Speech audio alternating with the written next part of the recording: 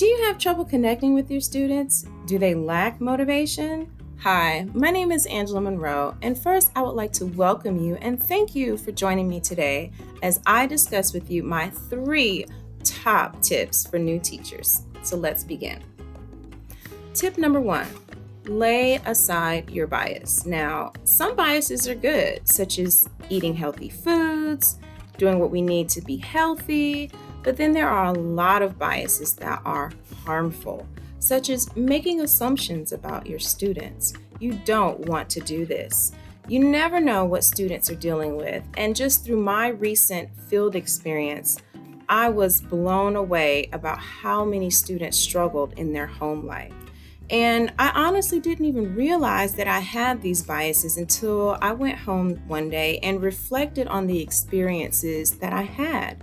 I automatically assumed that one student, the typical student who seemed to me that came from a 2-parent home, just because the way she carried herself, the way she was able to fluently read as a first grader, her handwriting was impeccable. But when we worked on a Father's Day assignment this week, my heart broke.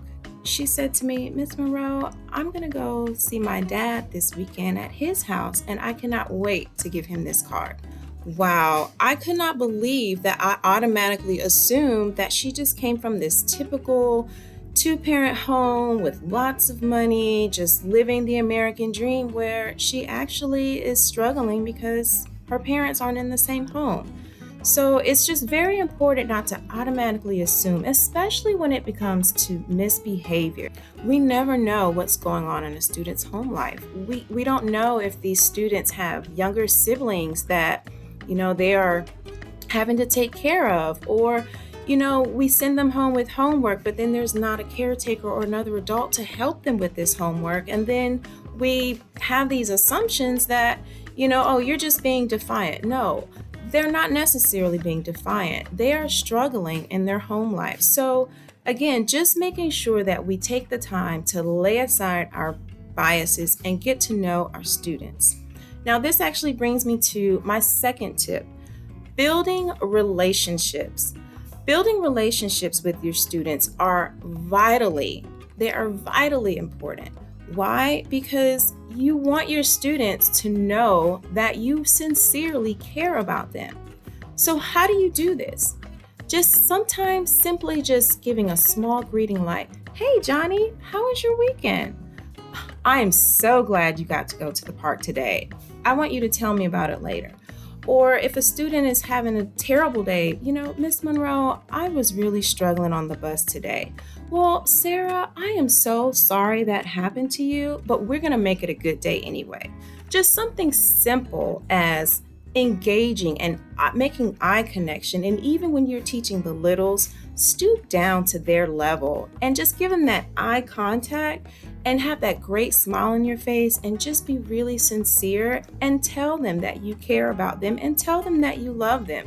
Sometimes we never know that interacting with us as teachers is the only time they actually receive love and affection.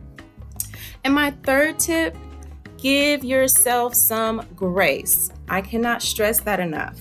There is a learning curve. Even teachers who have been in the teaching field for 5-10 years, it is still a learning curve. And I learned that this week during my field experience. There's so much that we have to do as teachers. We have to teach standards. We have to help develop our students and not only their academic, but their behavior. We are molding and shaping future citizens of this society. So there's life skills that we even have to teach. And it's a lot, especially for new teachers. So give yourself some grace. Your lessons are not always going to go as planned. And you know what? That's okay. The next day is a new day. You may not have the best behaving students. That's still okay. Your job, my job, is to work with these students, teach these students, but give ourselves some grace because we go in giving it our all every day. So remember, lay aside your biases. We don't know what these students are dealing with in their home life, and we cannot make assumptions that we do know. Number 2, build relationships, and not only just with your students, but also their families. So definitely build relationships. And finally, number 3, give yourself some grace. It is a lot to take on, but we were meant to do this. So give yourself some grace. As always, yours truly, this is Angela Monroe, and thank you so much for joining me today.